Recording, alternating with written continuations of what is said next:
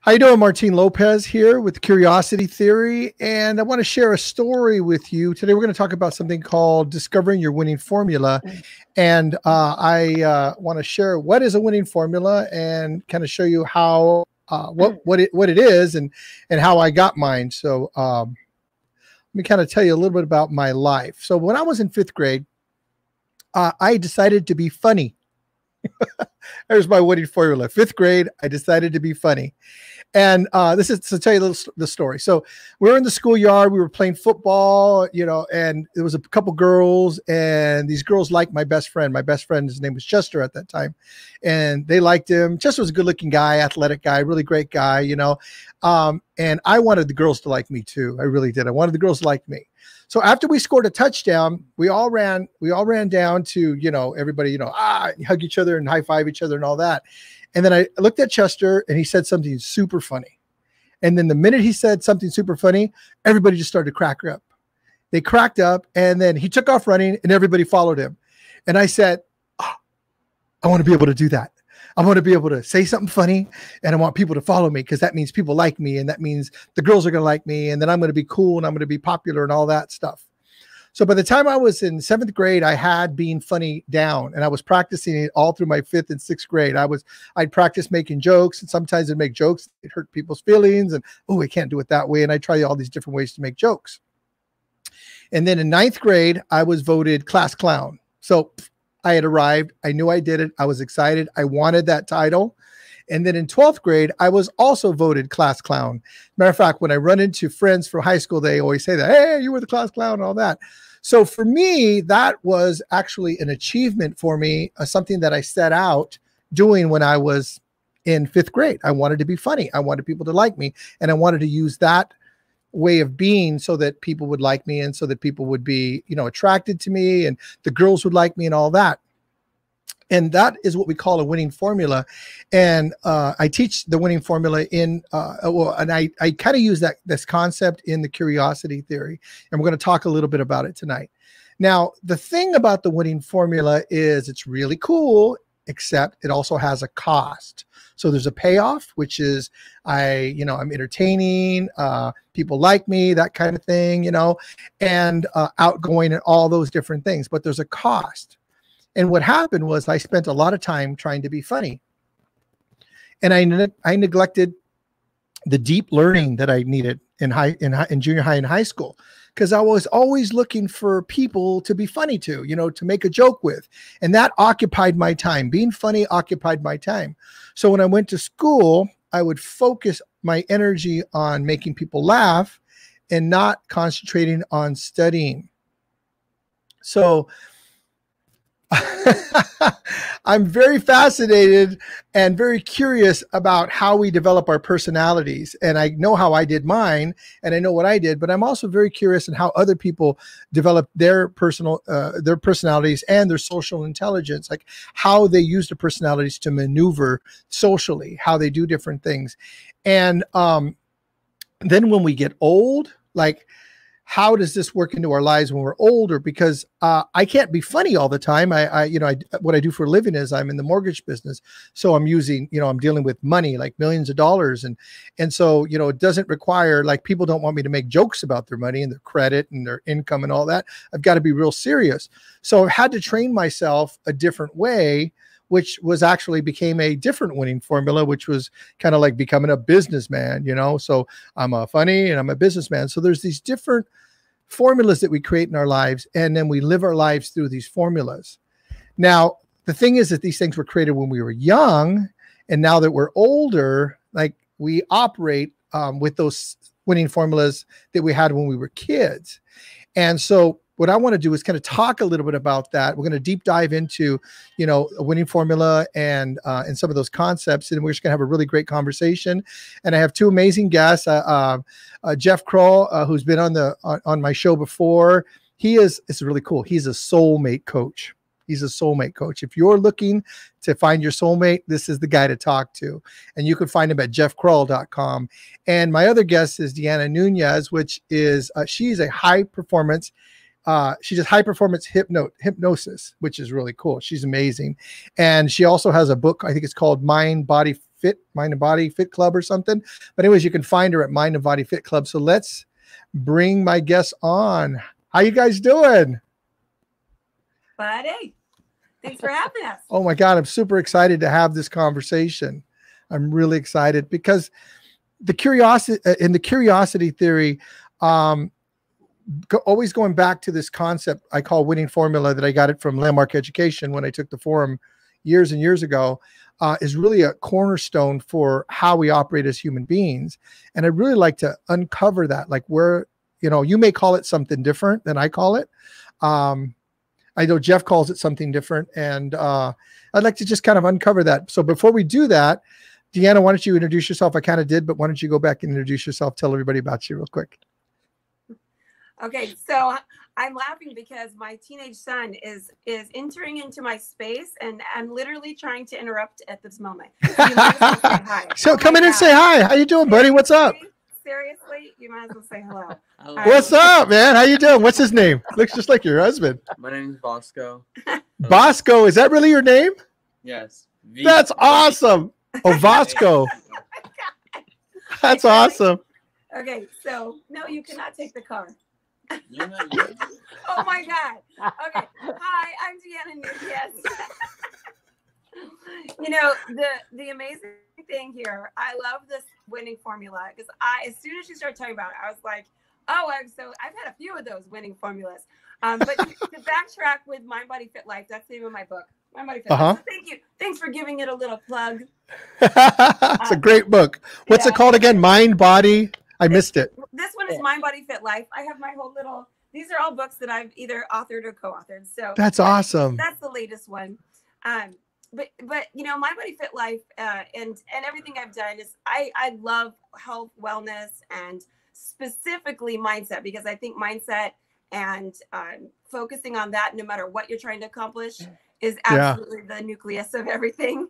Your heart and your mind, right? So when it comes to that winning formula, oh my gosh, like we need to make these things up to survive, right? So like survive childhood, to survive teenage years, to be able to put ourselves out there. So I definitely have a winning formula, but I want to hear from Jeff. What about his winning formula? He calls it something else, right? Jeff, you call it something else.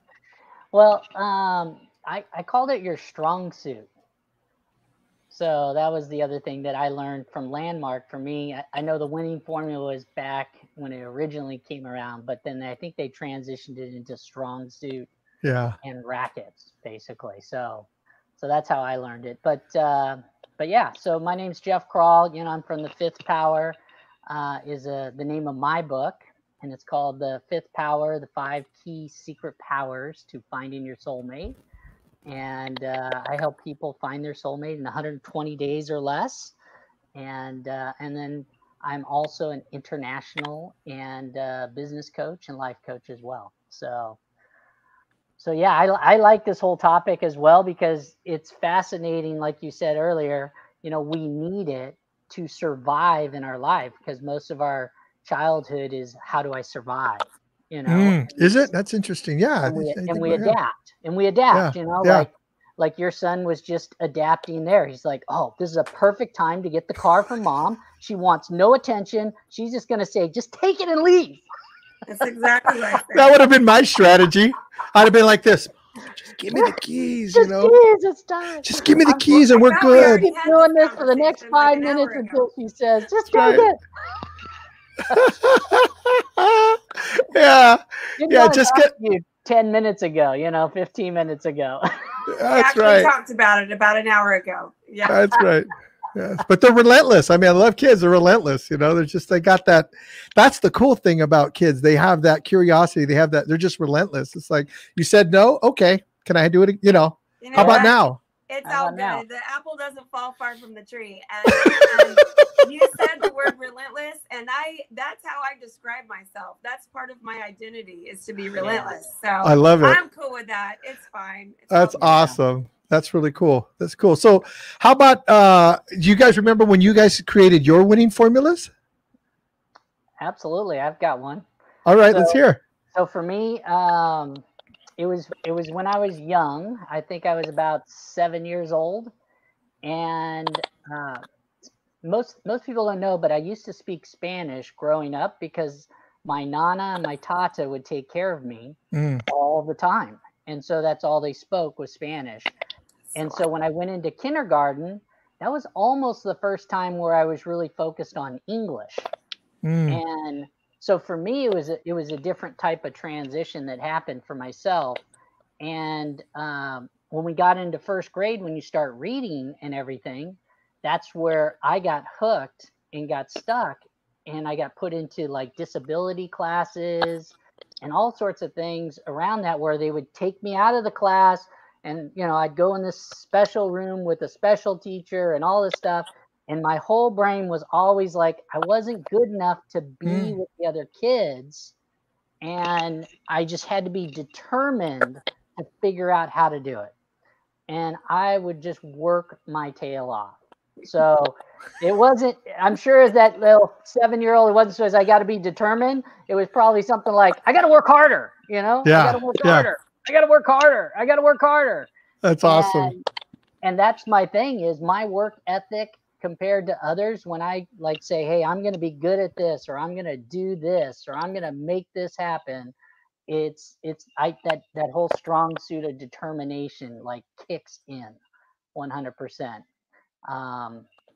So yeah, that was the first thing that was one of the key things I got from Landmark, was I just recognized, like, I never knew all my life that was something that was there. Yeah. So I'm taking this course, thinking through these conversations, and starting to look at my life from a whole different perspective, more from a conscious way versus an unconscious way. And so that one I can see has carried me a lot in life in many, many, many different areas. That's awesome. That's awesome. Deanna, would you like to tell one on yourself? Oh yeah, I have several. I'm sitting here taking I got several. Let me go sit. Let me just sit back and listen for a while. Well, you know, the first one I think of is when I was a little girl. My grandma told me, I don't actually recall saying this, but she told me this story hundreds of times because she thought it was the cutest thing. Yeah. I'm the youngest. You still are. I'm the youngest and the unplanned one. And I said when I was 3 or 4 years old, I used to tell people, well, everybody loves me. And I just fully believed that everybody loves me. And so I remember feeling like a flower, just like a flower, and everybody loves me, until I found out that was not true. When I hit middle school, that was definitely no longer true. That's funny. But I did believe that for a number of years. But, you know, blending into that winning formula, where it got a little dicey for me, was my parents got divorced when I was young, and it took them 7 years. It took them 7 years to get divorced. And so that's a clue that there was some tumultuousness happening there in the 7 years. And so for me, I really learned to take that everybody loves me to needing attention. And so I found all kinds of ways to need attention. And that one actually carried all the way through my high school years. And it got bad. Like, sometimes the attention was good and then it wasn't good. Like, I was willing to take any kind of attention whatsoever. And I think it followed the moods and the hormones, and it shifted, you know, according to my age. But that need for attention put me on stages when I was young. I could not sing for anything, but yet, for whatever reason, I was always the one singing in church. And I was singing up in front of my whole school. I cannot sing. No, it was not good. But I had a whole career on stage for 20 years doing hypnosis shows. So for sure, you know, that attention carried all the way through. And honestly, it wasn't until, I was an adult after I even became conscious that really bubbled up to the surface, where I realized, wow, this whole time I've been hustling for stages just to get that attention, you know? Wow. So that's definitely a winning formula. And, you know, it's interesting. Gary Hendricks, I think is what it's called. It's called the Big Leap. The author of the Big Leap. He calls it your upper limit problem. Yes. That's Gay Hendricks. Gay Hendricks. Yeah. Oh, your upper limits. Yeah. That's really great. So he calls, so what you're saying is that gate, what he's saying your upper limits is your winning formula? So it's what you How think. so? Like you think you're flying high, right? Mhm. Like you think it's your thing and it's what you're all about and it's what gets you all the things that are good in life. But it actually has limiting qualities to it. Like you said, there's a price that you pay because it's actually not your upper limit, right? It's an upper limit problem because you think you're at the top, but you keep kind of hitting your head on the ceiling. And for sure, I saw that happen where, on stages, I had a persona, I had this identity when I walked on stages, but it was limiting me from actually being fully authentic myself. And I always felt like I was myself up there, but there was more. Right? Yeah. There was more that I hadn't fully come into yet. And I didn't realize that until I understood that need for attention was actually involving my ego way too much. And I think that anytime that, when your ego is not balanced with spirit, then it's going to come in and cause you to make decisions that maybe aren't your highest decisions. Yeah. I like that. How you say it's, if it's not balanced with your spirit. Tell me, what does that mean? Like, what does that mean to you? We can't help our ego. I mean, it's there, right? It's part of who we are. And, the spiritual teachings, we could get kind of pulled into just like not wanting to have our ego at all, be a part of anything. But I think our ego serves a purpose. It has reasoning power to it. And so, we need to have our ego, but it needs to be healthy and not really getting in the way. When the ego is too big and it's taking over, then you lose who you are because it becomes kind of a false identity. So you become more narcissistic and more, We need a touch of narcissism to get ourselves to do things, like that's good news for me. Even this, right? To get ourselves out in front of people and to feel like we have something to say. Yeah. We need a touch of that will a touch of the ego that will say, yeah, I got something to say. I have something of value and I want to put myself out there. You've got to be able to be in touch with that to even be able to be in a position in front of people. And so many want to now be speakers and to share their story and be thought leaders and be doing TED Talks. And, there's all these things now that all these different outlets. Yeah. Yeah. 10, 15 years ago.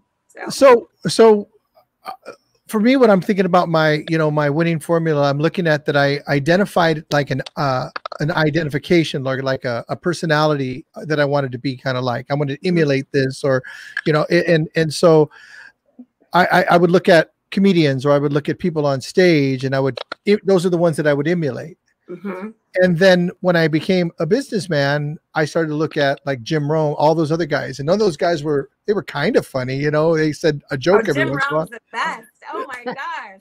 Of course. He says, there's nothing worse than being broke. Unless of course you're ugly. That's what he said. I love him. And he goes, but wait a minute, there's nothing worse than being broke and ugly unless you're stupid. He keeps adding on. He keeps going on, yeah. Have you heard that bit? It's hysterical. I haven't. I'm definitely going to go listen to that one. That's for sure. Jim Rohn motivational. I love it. I love it. You're sitting there going, oh God, I just made two. I made three. I'm on three. I'm on three. Oh, but he doesn't have a fourth delivery, one. He kind of is slow in the delivery. And so you're not expecting the next thing. And it just gets better and better. It's funny. Anyway. Absolutely. So, yeah. And so I would watch him. I'd watch Zig Ziglar, Tom, Mike Ferry, all those. And I started to emulate those people. Yeah. And what I saw was the problem was that I was just creating these new winning formulas. And what happened was when they didn't work, I'd be lost. Like, what do I do? They don't work. So like being serious didn't work. That didn't get me what I wanted.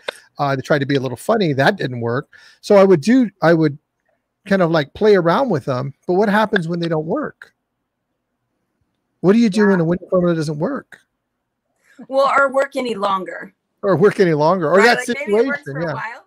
Yeah. I have a perfect example of that. So when I first started doing hypnosis shows, and all of my male colleagues said, oh, you got to go work bars and you're not going to get paid. You need to like figure out how to really have your personality up there. And I just thought immediately, and because I had already been exposed to the business, no, I'm just going to go do a show and I'm going to get paid for it. And so I thought, where could I go that I could get paid right away and like cut my teeth and just go? And I thought, well, how about the United States Marine Corps? And so I'm from San Diego, right? And the Camp Pendleton is right up the way. And so we go in there, and my husband was with me. He was my boyfriend at the time. This was years ago. And we go to the base. We called up a bunch of different places on base, different bars on base. And we said, hey, we want to offer the Marines this hypnosis show.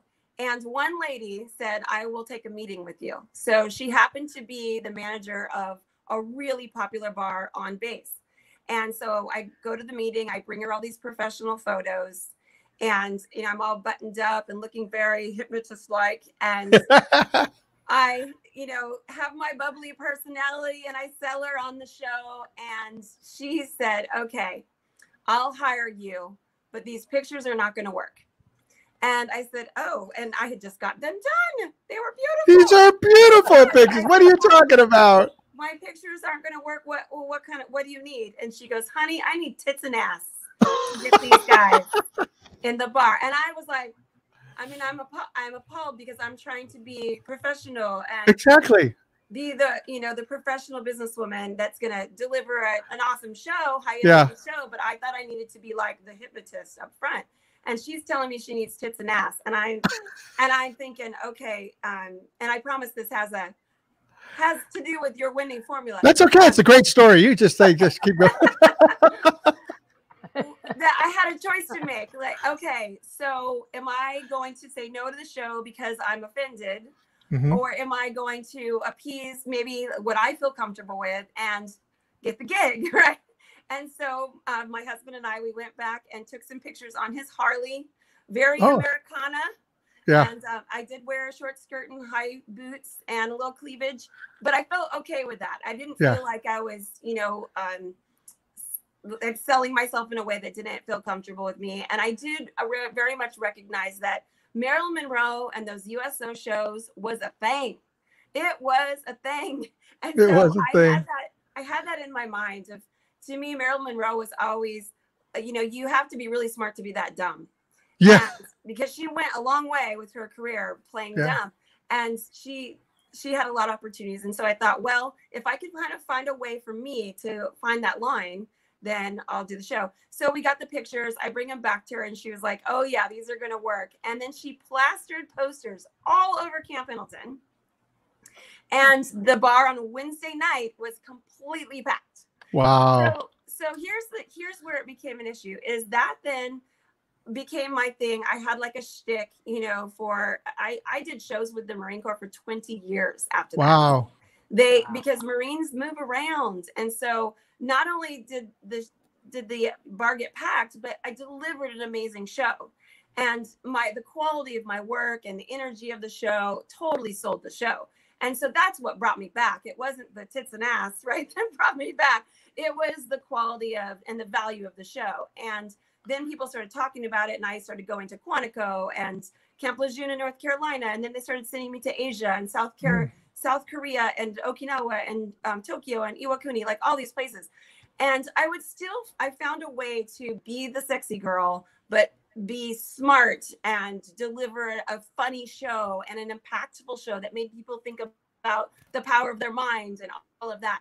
And so that winning formula was great. It was great for a number of years. But when I decided that I wanted to kind of switch things up and do more corporate entertainment and do other kind of more serious things, the winning formula did not work any longer. Yeah. It didn't. And I outgrew the winning formula. I couldn't be the sexy girl at corporate, and it really messed with my head, for about a year of just switching that up. So to the audience, these winning formulas, we think they're so great, but they might have a limit to their vision, to play out. I love that. Yeah, that's a really good way to explain that. Yeah, you can only go so far with them, and that's the point. That's when we talk about that in the curiosity theory in the workshop, we say, you know, you can only go so, got a bee inside my house. You can only go so far with the formula. It will bankrupt itself. And what I say is it really probably only works with about 10% of the people out there. And 90% of the people, they don't respond to it.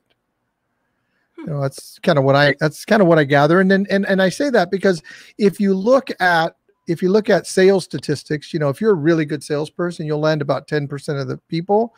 And if you ask a salesperson, like, how do you do it? And they'll tell you exactly what they do. That's their winning formula. They're going to say, I'm going to tell you my winning formula, you know? Well, what about the other 90%? Well, you know, I don't worry about those.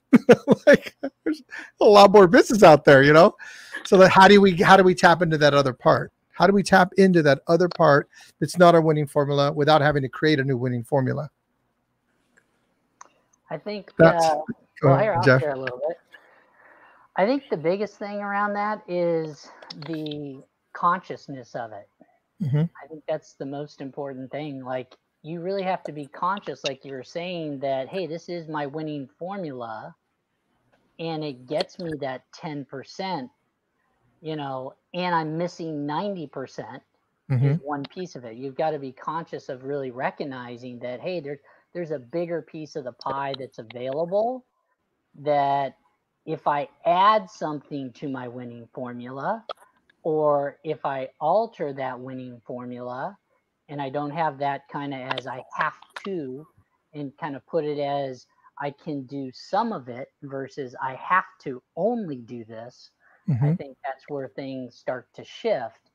And I think that's where your mind, again, makes that big trigger where you can actually, you know, move forward into that 90% of what's still available that they just weren't aware of. You know, so I think that consciousness starts first, is a very big piece. Tell me more about that. Go ahead. I'm sorry. Go ahead, Deanna. I was going to say, I think it always comes from a need. So it's born of a need. Yeah. Is that winning formula. And so often the need is no longer needed because you've grown, you've healed, you've moved forward. And if you haven't, then you'll keep that winning formula around and it will continue to limit you. But there needs to be some kind of growth period, some kind of letting go period, right? When you can let go who you used to be to become really who you are and become more of what you're capable of, then that winning formula is outdated. So it's born of a need. And that's why I think it tricks people, is because you're like, hey, this has been working for me for a really long time. It feels scary to let it go. It feels uncomfortable because it's part of your comfort zone of how you put yourself out there.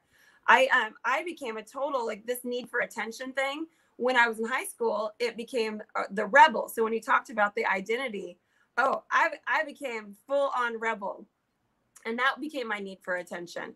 And that stuck with me for a number of years, but it put me in a lot of really bad situations being a rebel. Because I had a need then to keep that up. Yeah. And people expected it from me. So I got very used to, you know, playing that role.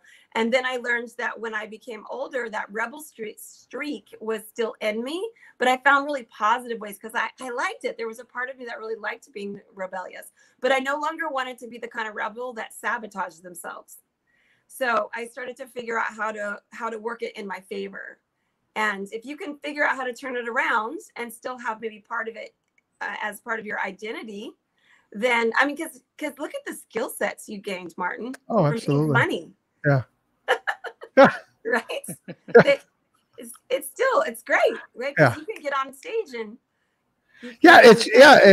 I've been on, you know, hundreds of stages, and you know, I just get on and I just do what I do, and I don't really prepare for it. I just get on and there's a mic and there's people and I just start doing what I do. Exactly. But see, you don't need to do it to hustle for your worthiness anymore. I think that's the difference. Oh, right? That's really interesting. You don't have to do it to hustle for your worthiness because it's down. Is that what you mean? Like, you got it down?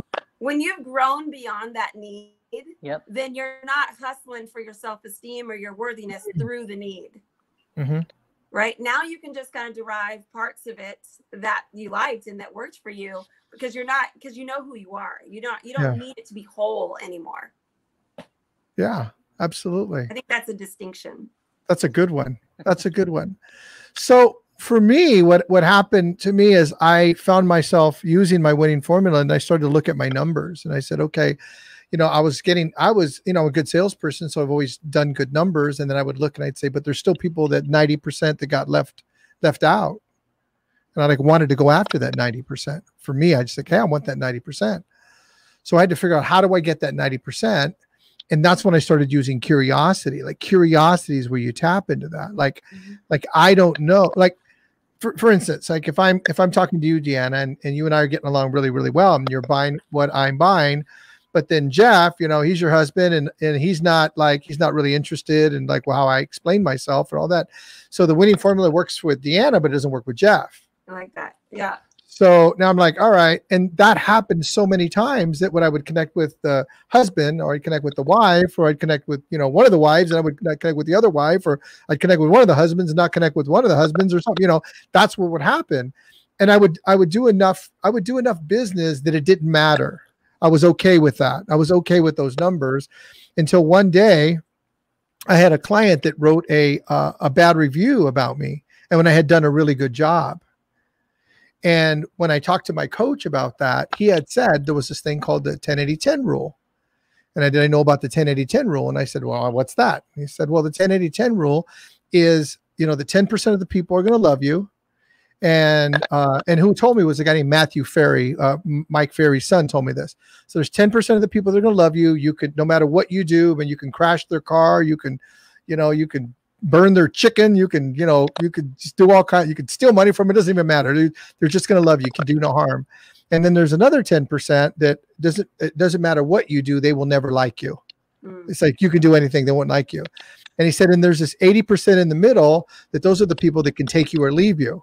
And he goes, what you want to do, this is the coaching from a real estate coach. He said, what you want to do is focus on the 10% of people that love you.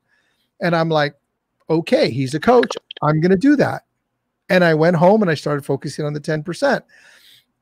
And then I started thinking, but there's that 80% and I want everybody to like me. Right. So then my winning formula kicked in. So I was like, how do I tap into the other people? And I started to look and see how I approached people. Like, I tried to be funny, or I tried to be smart. Those were my ways. And then what I noticed is that any other way that I would tap in with people would require me to be curious. Require me to be curious about Jeff. Yeah. So questions. You know what I mean? So but not necessarily just to ask questions, but to actually be curious, to actually be there and be present, and be curious. So I started to develop curiosity as a kind of, it would be a winning formula, if you will, but I didn't want to use it as a winning formula. I wanted to keep it pure as real curiosity. So I started being curious for curious sake, not to actually get anything, but to actually connect. That's all the difference right there. Oh my gosh. Think about how NLP gets such a bad rap with that. You're just manipulating the situation to get the sale. That's not what you're talking about. Yeah. Yeah. No, it was no longer about getting the sale. It was about connecting. It's like seeing what's over there. And what I found is that my numbers started to grow, and I started to connect more, and I started to be able to look at myself differently, because I wasn't, like you said, I wasn't living from the ego trying to do this or trying to do that. I had options. And this is the coolest part, is the options that I had, I didn't know what they were until I was in the moment. No, I didn't have an option until Jeff was in front of me. When Jeff was in front of me, or you were in front of me, the option was present, and the option was in you, not in me. I like that. And that shifted everything for me. Yeah, I think a lot of what you're saying there, the curiosity part is the opening to a new strong suit. Like Deanna was saying as well about, you need some sort of need that's there, so your coach said 10%, you said the need was, oh, what about the other 80? Right. So that was the need. I wanted the 90. I wanted the people that didn't like me also. Exactly. But then it's just like, but it was the curiosity. I think curiosity coming from wonder, coming from a space where you don't actually already know, allows you to create that new winning formula that takes you to just the next level. And then you add on to that, and that takes you to the next level and the next level and so on. but it takes that special person to just stop and just say, okay, so here's where I am unconsciously of what I'm doing, to win. And what is it that I have to now put into place that is going to take me to the next level? I like to take that apart. I'd like to take that apart because it's really cool. And let's go back to the very beginning when you were talking about that. So you create a winning formula because you have a need, like Deanna said, you have a need. So I have a need to get to the other 90% of the people that are out there, right? They want everybody to like me, right? Right. So, and I don't want to lose that business. And I could see that I'm probably using the business because I'm doing my winning formula and that's not working. And then you're cutting deeper. So talk about that a little. I'd like to just dive into that a little bit deeper. That would be coming from the space of wonder. Like, what if, I had the other 80%? Mm-hmm. What would that possibly look like? Who would I have to possibly be in order to accomplish that? Yes. So you start asking yourself questions. Right. And then you just play with that, right? Yeah. Then you bring play into that. So whatever those answers are for you, coming from a space of curiosity, not from, oh, I know exactly what I need to do. Yeah. Because that's where you get stuck. Yeah. That's where that's ego, right? Yeah. That's total ego, right? It's like, that's your ego, and that's your automatic, where again, you're just going on unconsciously, just, automatic pilot. So I think until you open that up with those questions and start, exploring, and then, like I said, playing with it. I don't know, let's give that a shot. Let's put this in. And then, so you meet with the next couple and you find out, well, now the husband and the wife are both relating to me. Yeah. Or you start to examine and say, well, what was it like when, the Smiths came in and they both just loved me? How was that different? Who was I being in that moment? Mm. Right? And then you start to just explore and play with them. And I think that's where if you're constantly looking at that and setting intentions based off the information you're discovering from that, then I think that's where everything opens up and you can accelerate to that next level. You can take that extra 10%, that extra 20%, that extra 80% can happen just as quick. I love that. That's really cool. So you're developing this part of you, this kind of a muscle, if you will.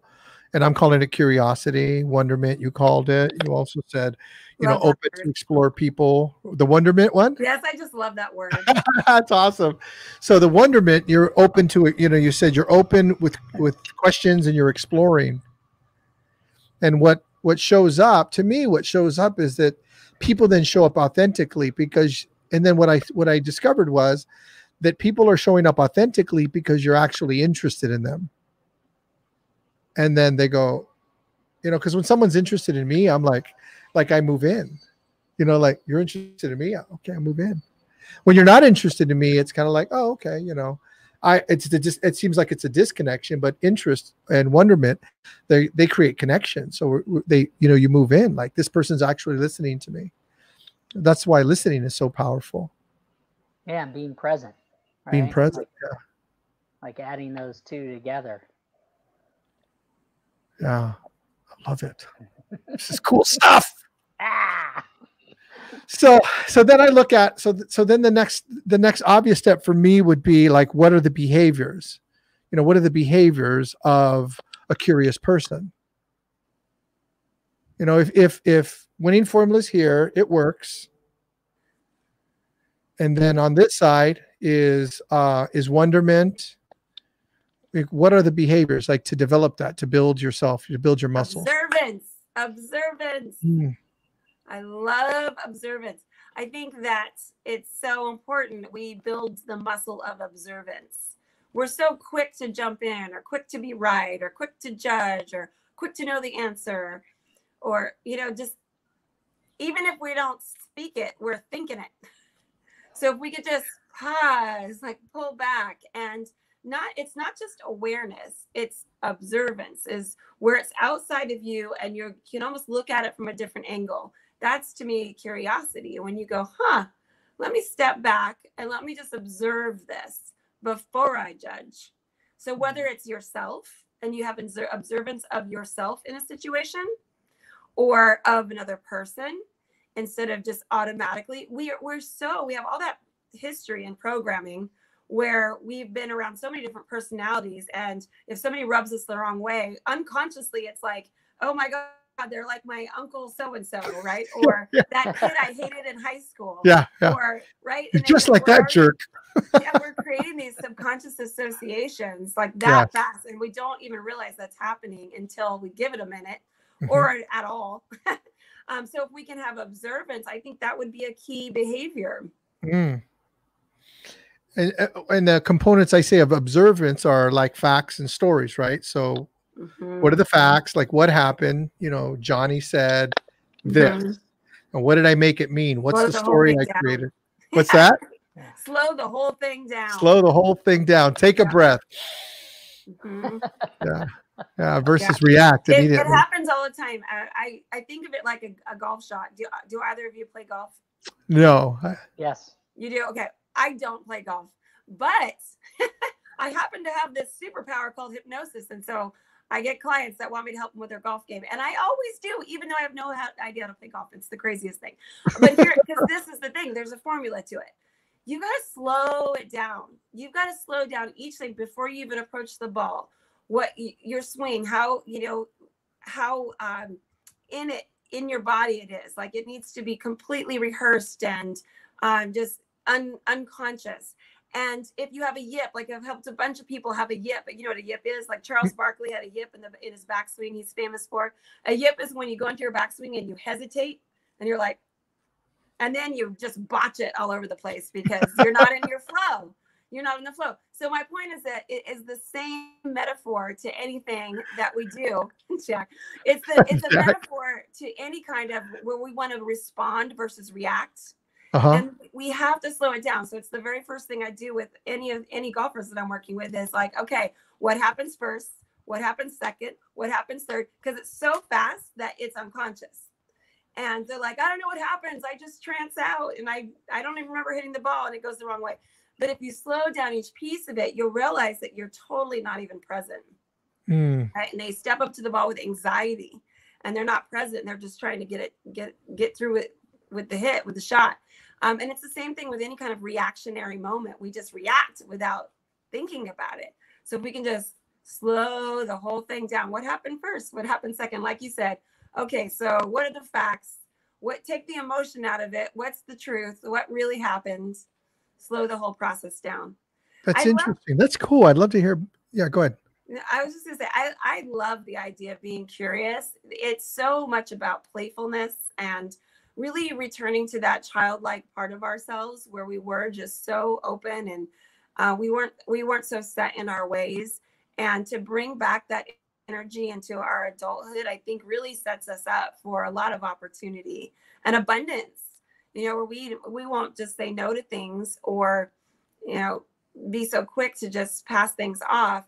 And also in relationships where, and oh my gosh, Jeff, you're the person to answer this. Yeah. All these people in like the dating scene and trying to find their soulmate, how many of them brush somebody off that fast without slowing down the process and just taking some time? It's even worse nowadays. What is it now? Between these apps and all these things of swiping left, right. I mean, you're literally, I mean, how can you, there's no curiosity, there's no wonder, there's no possibility within any of that.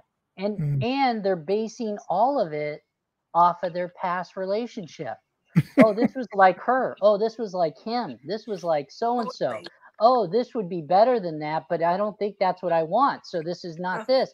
And it just goes on. And they're just, you know, it is much, much worse than it ever has been. That's why I think my fifth power formula works so effective is because it's all about community. You know, it's about using community to find your soulmate, not all this other stuff. Mhm. And it also starts with my fifth power, which is all about you and your intentions and your clarity of what it is that you want, as well as, you know, who you're looking for within yourself as well. So I think it's worse than ever. I mean, it's crazy. It's so sad. I've watched my friends, and they don't even give a second for the poor guy. Yeah. I mean, and they're I just know. flipping Could you past, ask no, one no, question no, before you no. swiped? Could you ask just one question before you swipe? Well, and then that means that you actually are they actually telling the truth in that profile, what you're reading Oh about? yeah, and that's the other part, right? And that's like what Martine was saying is, you know, like there's a fact and there's a story. So there's just kind of like, well, John, on the last time I went out on a date, looked nothing like his picture. So now, as I look at Bob on the phone right now, I'm like sitting there thinking, oh, that's just like John. That's not really him. Next, Yeah. next, you know. That's And funny. and, That's and, true. I'm sure and that's exactly what it is. and Yeah. that's exactly what happens. They just go through that, you know, over and over, the same patterns. So I hear you talking about I didn't know if you said the word, but associations. I think you did say the word. You know, association. So we associate something.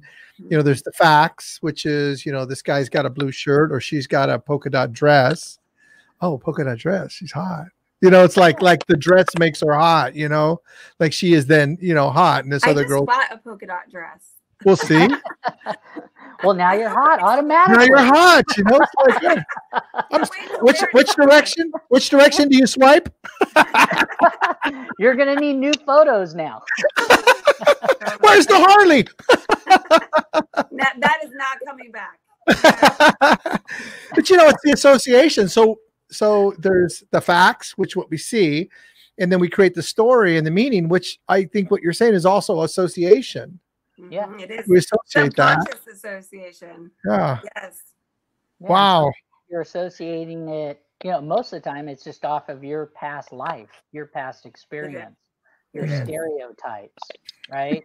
All the things that are out there that have been pre-programmed, you know, by your experience or your parents' experience. And Tammy said she needs to go shopping. You She gotta doesn't get have a that polka dot. dress. Apparently, she doesn't have a polka dot dress. Better buy We some need to have a stock place into to that. wear the polka dot dress. That's right. Let's see what happens to polka dot dresses. So, okay, so we went over how we identify. You know, we're identifying. Who did you guys identify with when you wanted to build your winning formulas? Like Deanna and Jeff. Who did you identify with? Like, Mine was definitely my father. You know, I thought, I mean, he was always busy, but like you could just tell like he was dedicated to what he was doing. And, you know, I could just tell like, I remember because at the time he was at Pete, Mark and Mitchell as a top exec at and, you know, my whole thought was, oh, I just want to be an accountant. You know, I want to be just like him and I just want to do this. And I could see that every time there was something for me to do, I would go to him, and based off his thoughts would be how. And then when I got in my teens, it was the exact opposite, right? It was like, I don't want your advice. I'm going to do it this way, you know, or leave me alone. There was times where one thing people don't know about me is I used to play tennis growing up, and I was like in the top rankings of the USTA. oh wow. And I did that by hitting against a wall. Like literally, I would just hit a ball against a wall. Like people always ask, how'd you learn? Who was your coach? All this. I would literally just hit a ball against the wall over and over. And then I'd hit against a fence that would always throw curveballs every time it was like a wood fence. They're all over the place. Yeah. So sometimes, you know, I'd hit it this way and it should go the other way. You know, it should go over here. But every time I'd hit the fence, sometimes it wouldn't follow the pattern. It would hit the crevice and then turn the other direction. So, you know, there's things like that, like I would just do to become masterful at something. And then my dad would say, no, you can't do this, or you should do, and it was, I got farther away from that perspective, like to the point where I remember sometimes I would just say, you can come watch me play, but don't say anything. Zip it. Sounds like my kids. And then it was one time, it was just like, I even remember this one incident where I literally just, spoke from that racket, right? And I was just like, hey, if you're going to speak, then I just quit. I'm no longer ever going to play this game again. I'm done. And then it got to a point for me trying to be right about something versus actually coming from that curiosity, coming from the wonder of, what is it that they're trying to communicate? And I think that's another clear distinction that moves it on, is when you come from the curiosity of what is it that they're trying to communicate, what is behind what they're saying, not what they've said, right? Not just the fact of what they said, but what would cause the fact of what they said to happen that way. And then if you speak to that, that opens up even more value, I think, to the other person and more of those results. Of course, you have to be really mature. Oh yeah, it takes a lot of practice for that, right? It takes maturity and security. If you're insecure or immature, then everything is off the table. Like emotional intelligence will work. Well, you build that muscle. You build that muscle. You become more confident. You build your ability to listen, your ability to inquire, your ability to be curious. All those things. Yeah. It's like amazing. You said, it's really, a want. It's a sorry, need or a want that has to be there. Yeah. I think what you said there is key. Like, so if you're immature, then there's still no need. There's still no want.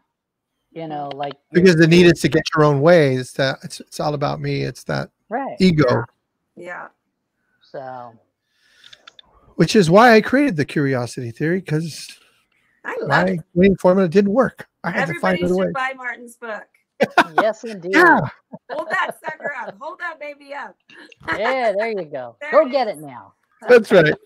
I have my bookmark that goes to and I think it'll fit with your curiosity theory. Who do you want to be? Be curious. It's a question. You need to ask yourself that question when it comes to identity. Who do you want to be? Yeah. And, asking yourself that from a very wholehearted place is always going to get a good answer. And it'll bring you conviction and commitment and a decision, something to go after and become, versus just needing to wear a persona to get your insecurities met. I think we're always chasing an identity. We're always chasing that because there's even like if I look back and I go, I'd like to get more sales. I'm getting 10%. I want to get more, it had to do with identity. It had to do with like a concept that I had. And so then I worked on the concept, and then I found archetypes to help me support that concept. Oh, this guy does that. This guy does that. I'm going to follow those ideas. And I'm building myself. I'm building my winning formula, just like hitting against the wall and then hitting against the fence. You're building different strengths because the ball's traveling differently and the ball comes at you faster, or I'm approaching sales differently, or I'm going to take a picture with a short skirt and on a Harley, and then that, or not. And then we get caught up. I think the thing is that when we get caught up in those and we think that that's us, we think that that's us. Like we think that this thing that we created when we were a child, like how people like you is you're funny, that's me. And like, wow, maybe it's not. Maybe I'm wrong about myself. Maybe. Let it go. Yeah. Yeah. And that's what you have to do to be curious. You got to let that go. You got to be willing to let that go. Isn't there a poem about that? Let it go. And if it comes back to you, it's meant to be. That's right. That's the one when you were in high school. You did that one. That's the one you did in high school when, your friend broke up. And you're like, okay, let it go. And let it go. That never made you feel better. Just move on. It's just like that. That never made you feel better, but it's sure, all right. Just made you, but the person that said it felt like they were wise.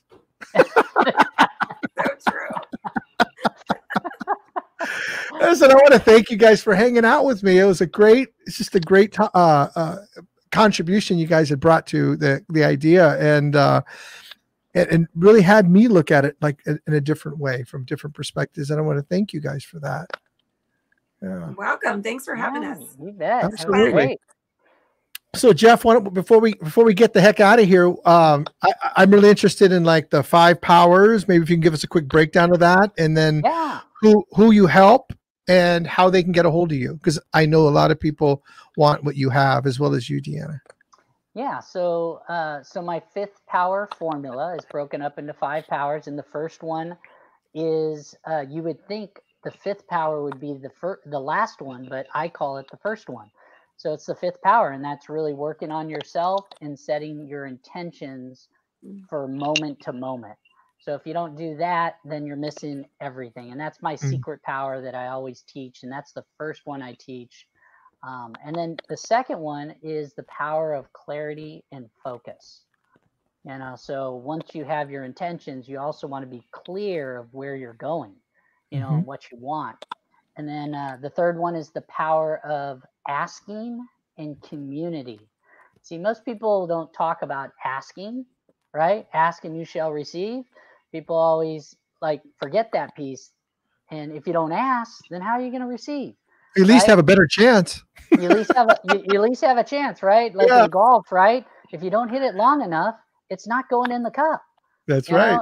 So that power of asking is huge. And then community is like really creating that kind of winning formula with the people around you. Like, how do you create a community that, is with you kind of shoulder to shoulder versus a community that you're always fighting or, working through. That's beautiful. And then the next one is the power of planning and preparation. And so that one's all about like really kind of the schedule, the details, what you're going to say, how you're going to say things, and really know like the how and what to do next. And then the last one is the power of action and reflection. So getting into action and then reflecting off of your results. What did you learn from that? And then you just kind of start the cycle back over again with the 5th power. And so you apply that to relationships? You apply that to everything? I was going to say, that's like applicable to everything. So my first book, my best-selling book, that was just on relationships. And that was just because people kept saying, Jeff, why, you should write a book about that. You should write a book about that. And it was about me going on 43 dates in 120 days to find my beautiful wife, that all came from a coaching call of telling my client, what to do on how to find an ideal client. So I was teaching him how to find an ideal client. And I thought to myself, wow, I should probably do that for myself to find my ideal wife. My little curiosity light bulb went on. Ding, ding, ding, ding. Ding, ding, ding. Exactly. So my clients is really business owners. Like if I had the perfect client, it would be a single business owner who wants to find their soulmate and grow their business, right? But basically, it's business owners, people that want to elevate their life to the next level. I primarily work with that formula with them, and we spend a lot of time on mindset. So that's awesome. I love these different, I love every part of what you just said. And I'd certainly want to learn a lot more about that. Yeah, and the best place to get a hold of me is just on my website, jeffkrall.com. jeffkrall.com. Krahl. I spell that wrong all the time.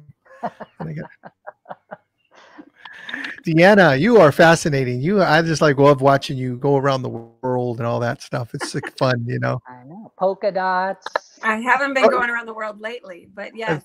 Well, I've known you for a while, so. Yeah, it's been fun. It's been really fun. And ever since COVID hit, the last 8 months, I have stayed home from being around the world and working with all private clients. And it's been really great because I started to develop a signature system that I do with people in hypnotherapy. And I started using this formula more and more over the last 8 months. And It works every single time. So you know you're Wow. onto something when it works every single time.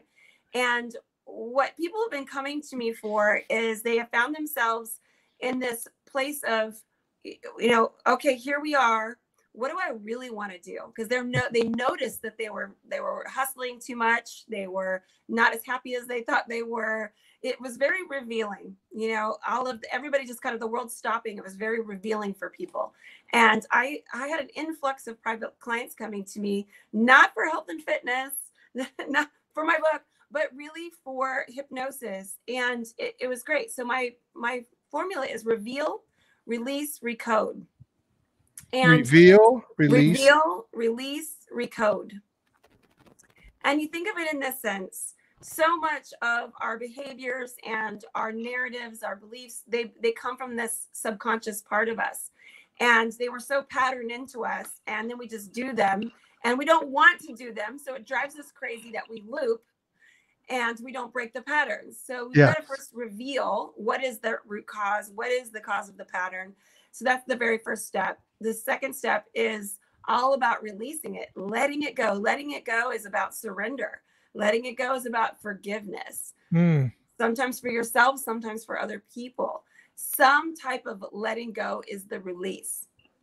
And then we want to recode, not in the sense of it sounding so robotic, but in the sense that we want to do something habitually. We want to habitize these new beliefs that we're putting in place. We want to really tap into who you want to be, and so tapped in that you're into that identity, and you habitize it over and over again. So what are the habits that you're going to need to go with that identity that really truly serve you?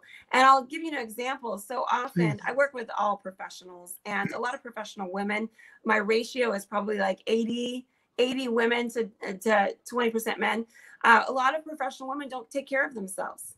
And they just hammer it out. Some of them are also single moms. They don't have time. They're thinking about that next thing, or they're thinking about their kids, and they kind of leave themselves at the bottom of the list. So a lot of my clients are those type of women, and they go, you know what? I want to figure out who I want to be now. I've been in survival mode for so long. I want to really get connected to myself, and I want to let go of some stuff that put me in this survival mode. So that process of reveal, release, recode has been amazing. And we've had so many amazing breakthroughs over the last 8 months. It's been really, really exciting. And I think it's been a wonderful time. I mean, I know there's a lot of weird stuff going on, but it's been a really wonderful time for my clients, at least. And I see it a lot amongst my colleagues too, where it was very revealing for them. And that's a good thing. It always puts us in a new space. I love that. Reveal, release, and recode. Reveal. I want to see what's here, what's under, what's driving. That's all about curiosity. And then I can release it. I can release it. I can forgive it. I can. Yeah. Go ahead. It's important that you be explorative, right? So you've got to be in that exploratory. Wonderment. Yep, in wonderment. Yeah. Instead of being so sure. I better trademark that. That's right. Wonderment. Yeah. Instead of being so sure of like, well, I am this way, and that's why I got to be this way. No, let's explore why you're that way, and then let's release that. Right. That's what I find people. I find people being the way they are because they think they're that way. It's like, well, why are you doing that? Well, that's the way I am. It's like, well, the way I am. Yeah, I know. How would you choose a different way if you could choose a different way, right? Why not? We always say in my groups, we always go, until now. Until now. I've just always done it this way. Until now. That's right. Yeah. Done with that one. Yeah. Have you done that one enough? Do you want to do it a little bit more? I'm done with it. Okay, I'll do another one. I love it. Great. Well, thank you guys for being here with me tonight, and just love that everything you guys said. And I can't wait. I'm gonna go back and listen to this a couple times. Yeah. This is fun. Thank you for having us. Great. It's always fun. Yeah, thank you. Thanks, guys, and everybody out there that's listening and watching and hanging out. Please like and share and comment. And we're just very grateful that you guys all came, and hope that we contributed, and we think that we did, because that's what we're here for. We're here to make a difference. Stay curious. I'll talk to you guys soon. Cheers.